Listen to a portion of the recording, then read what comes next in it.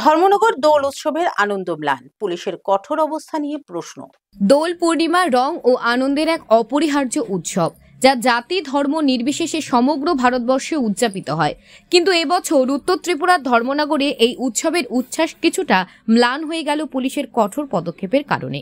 শহরের তরুণ তরুণী ও যুবক যুবতীরা যখন দোলের রঙে মেতে উঠতে ধর্মনগর বীর বিক্রম ইনস্টিটিউশনের সামনে একত্রিত হন, তখন তাদের উদযাপনকে নিয়ন্ত্রণ করতে মোতায়েন করা হয় বিপুল সংখ্যক পুলিশ বাহিনী।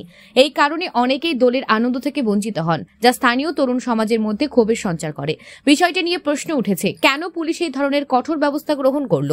উত্তর জেলার পুলিশ সুপার জানিয়েছেন, শান্তিপূর্ণভাবে উৎসব উদযাপনের লক্ষ্যে ব্যবস্থা নেওয়া হয়েছে, কিন্তু স্থানীয়রা মনে করছেন এর ফলে দোল উৎসবের স্বাভাবিক উচ্ছ্বাস ব্যাহত হয়েছে।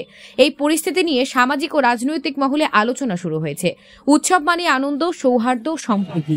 তাই দোলের মতো ঐতিহ্যবাহী উৎসবে সঠিক পরিবেশ বজায় রাখা এবং যুব সমাজকে এতে সম্পৃক্ত করতে প্রশাসন আরো সংবেদনশীল ভূমিকা নিতে সকলের প্রত্যাশা।